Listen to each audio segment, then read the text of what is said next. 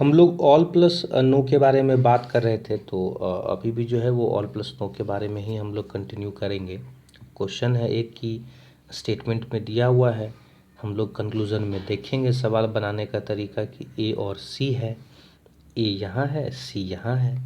अब देख रहे हैं कि ए और सी यहाँ है लेकिन इसका प्रेडिकेट सब्जेक्ट से मैच नहीं कर रहा है, तो क्या हम लोग कुछ कोशिश कर सकते हैं। यहाँ पर बी है, यहाँ पर बी है, मतलब एक तो कॉमन है इसमें, तो ट्राई करना स्टार्ट करेंगे हम लोग कि क्या हो सकता है। तो नो सी आर बी को हम लोग नो बी आर सी लिख सकते हैं, और यहाँ पे ऑल ए आर बी तो है ही, तो बी बी हमारा कट गया, ऑल प्लस नो क्या हो जाएगा, नो हो जाएगा। तो नो ए आर सी निकल गया, ये कंक्लूजन हो गया। तो यहाँ पर आंसर निकालने के लिए थोड़ा इंटरचेंज करना पड़ा, इंडिविजुअल स्टेटमेंट वाला याद होगा तो आप आसानी से खट से कर लेंगे। ठीक है, नो बी आर सी। चलते हैं आगे। अगला सवाल है सम ए आर बी, ए कहाँ है इसमें, बी कहाँ है इसमें। आसानी से हम लोगों को इंडिविजुअल स्टेटमेंट में पता है कि ऑल ए आर बी का मतलब सम ए आर बी या सम बी आर ए होता है, ट्रू हो गया। नो सी आर ए, यहाँ पर नो सी है, ए है, तो जो यहाँ पे हमको पता है कि चूँकि नो ए आर सी हम लोगों का कंक्लूजन निकला ही है, तो नो ए आर सी का मतलब नो सी आर ए होगा, नो ए आर बी का मतलब नो बी आर ए था। ये दोनों आपस में चेंज कर रहे थे, तो यही दोनों आपस में चेंज हुआ है, तो ये तो सिंगल स्टेटमेंट का आंसर हो गया। जैसे कंक्लूज़न है ये, अब इसी कंक्लूज़न का ये भी एक कंक्लूज़न है, तो दोनों ट्रू हो गया आपस में ना। नो ए आर सी जो है वो नो सी आर ए के बराबर है, तो इसमें हम लोग इसको सही करके आगे बढ़ जाएंगे। ठीक है, तो इंडिविजुअल स्टेटमेंट का याद होना, वेल वर्ड्स होना, मतलब एकदम देखें तो माइंड में क्विक क्लिक कर जाए कि अच्छा ये वाला का ये सिंगल स्टेटमेंट का ये कंक्लूजन था, और हम लोग उसको यहाँ पे अप्लाई कर रहे हैं। जैसे यहाँ पे आप देखिए रहे, no A R C no C R A ये सिंगल स्टेटमेंट का था, some A are B single statement का था, नो ए आर सी जो निकला है वो दोनों को मिला करके निकला है, उसमें भी हम लोग सब्जेक्ट प्रेडिकेट को यहाँ पे चेंज कर पाए चूँकि नो में ये पॉसिबल है। इसमें कहीं भी कुछ भी नया चीज़ नहीं है, आप देख चुके हैं। सिंगल स्टेटमेंट सारा वेन डायग्राम से बना हुआ है, उसी के आधार पे ये सब हम लोग याद कर लिए हैं, उसको उसी के बेसिस पे बना रहे हैं, कुछ भी नया नहीं कर रहे हैं। आप इसको वेन डायग्राम से भी ड्रॉ कर सकते हैं, लेकिन सेम चीज़ को बार बार एक ही चीज़ को करने का, वेन डायग्राम में समय बर्बाद करने का क्या मतलब है, कुछ हम लोग याद ही कर लें। ठीक है, अगला सवाल में चलते हैं। अगला सवाल देख लीजिए, यहाँ पर नो पी आर क्यू है, ऑल डी आर क्यू है। अब यहाँ पर पी और डी की बात है, पी और डी की बात है, सब्जेक्ट प्रेडिकेट मैच कर नहीं रहा है, आप मैच करवा लें इसको। ठीक है, तो हम यदि लिख लें ऑल डी आर क्यू और यहाँ पे लिख दें ऑल पी आर क्यू के को हम चेंज कर दें, नो क्यू आर पी कर दे, तो क्यू क्यू मिल जाएगा, ऑल प्लस नो नो होता है, कंक्लूजन क्या आ जाएगा, नो डी आर पी। और नो डी आर पी जो है इसको हम लोग नो पी आर डी भी लिख सकते हैं, तो यही नो पी आर डी है। यहाँ पे दो स्टेटमेंट को मिला दिए, रीअरेंजमेंट का भी थोड़ा दिमाग लगा लिए, और उसके बाद सिंगल स्टेटमेंट को भी चेंज करने का थोड़ा दिमाग लगा लिए, तो ये कंक्लूजन ड्रॉ हो गया मेरा।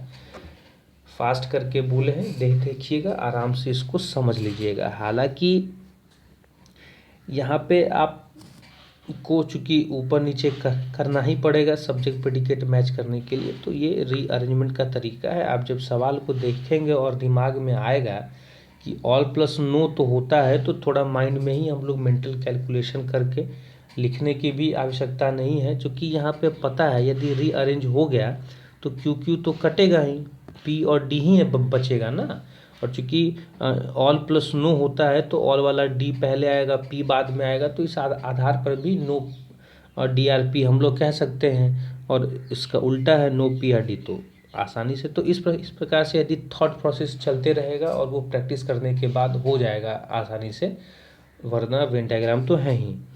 चलते हैं आगे, हम लोग सवाल को देखते हैं। और अब देखिए, अब अभी तक हम लोग ऑल का देखे थे, अब देख रहे हैं हम लोग ऑल और नो का देखें, अब देख रहे हैं हम लोग सम प्लस ऑल का।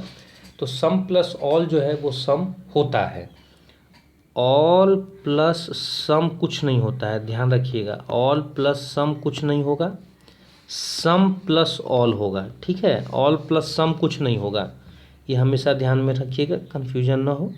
सम प्लस ऑल होगा, मतलब सम का प्रेडिकेट और ऑल का सब्जेक्ट मैच करना चाहिए। ऑल प्लस सम में बोलेंगे तो क्या हो जाएगा कि ऑल का प्रेडिकेट सम के सब्जेक्ट से मैच करना चाहिए, ऐसा नहीं है। सम प्लस ऑल है, मतलब सम का प्रेडिकेट ऑल के सब्जेक्ट से मैच करेगा। कंक्लूजन में गए ए सी, ए यहाँ है, सी यहाँ है, प्रेडिकेट सब्जेक्ट मैच किया, सम प्लस ऑल पता है सम होता है, तो इसका कंक्लूजन दोनों मिला करके क्या हो जाएगा, सम ए आर सी। यहाँ पे सम ए आर सी है, ट्रू हो गया। इसका एक और कंक्लूजन हो सकता है, सम सिंगल स्टेटमेंट से सम सी आर ए, तो मतलब ये दोनों जो हैं सही हैं यदि कंक्लूजन में रहा तो। अब देखिए अगला बी सी, बी यहाँ है, सी यहाँ है, दोनों को क्या कर सकते हैं हम लोग, बी यहाँ भी है, सी यहाँ भी है, यानी ये सिंगल स्टेटमेंट का हो गया। तो पता है हमको ऑल बी आर सी जो है वो सम बी आर सी या सम सी आर बी के बराबर होता है, उस आधार पे दोनों हमारा ट्रू हो जाएगा। तो ये सिंगल स्टेटमेंट का है। अब तो इतना फास्ट कर ही सकते हैं आप लोग भी।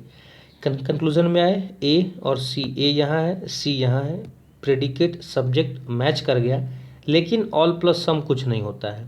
तो जब ऑल प्लस सम कुछ नहीं होता है तो ये दोनों मिला करके कोई कंक्लूजन नहीं निकलेगा। इसको हम लोग गलती ना करें, दो स्टेटमेंट को मिला करके करने में ए और सी अलग अलग में है, ऑल प्लस सम नहीं होता है, तो इसमें से ये कंक्लूजन ड्रॉ नहीं होगा।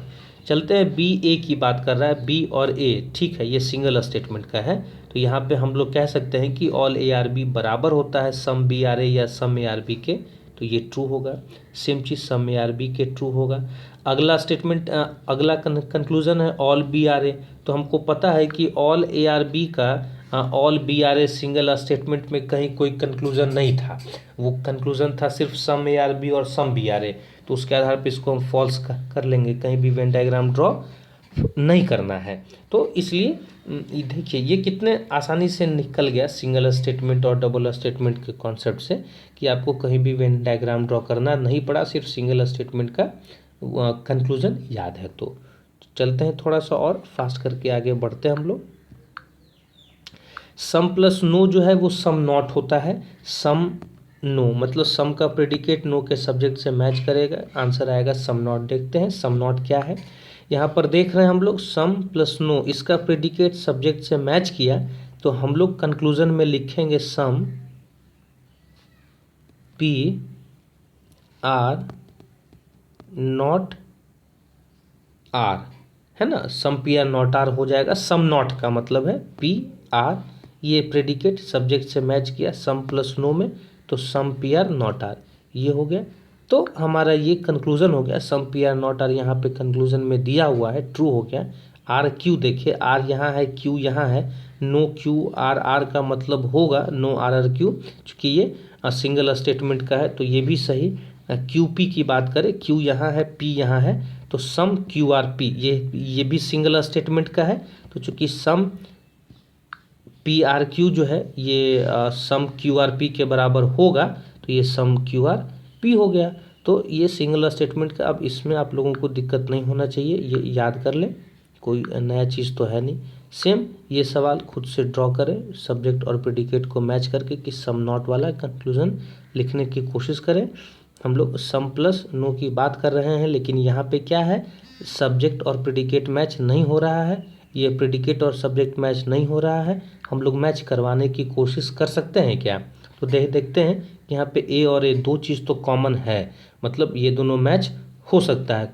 भाई मैच करने के लिए कम से कम दो चीज़ कॉमन होना तो चाहिए। हाँ, यहाँ पे हम लोग इसको अरेंज कर सकते हैं, कैसे, इसको हम लोग लिख सकते हैं सम बी आर ए, और नीचे में तो ए हमारा यहाँ पर है ही, नो ए आर सी, तो ये ए मैच करेगा, तो बी और सी अकेला बच गया। सम प्लस नो का कॉन्सेप्ट यहाँ पे अप्लाई हो गया, और सम नॉट में हम लोग लिख सकते हैं some B is not C, some B is not C, ये हमारा ट्रू हो गया। तो आप देख रहे हैं कि जहाँ भी दो कॉमन चीज़ दिख रहा है और जहाँ भी संभावना दिख रही है कि प्रेडिकेट और सब्जेक्ट मैच हो सकता है, वहाँ पर हम लोग सिंगल स्टेटमेंट के कंक्लूजन का कॉन्सेप्ट को अप्लाई करके इंटरचेंज कर रहे हैं। तो ये हमारा इस प्रकार से आप आंसर ला सकते हैं इसमें। अब यहाँ पर है नॉट प्लस ऑल, जिसको सम नॉट रिवर्स बोलते हैं। तो अभी तक जितना हुआ है उसको अच्छे तरीके से नोट कीजिए, इसको अगले से सेशन से कंटिन्यू करेंगे।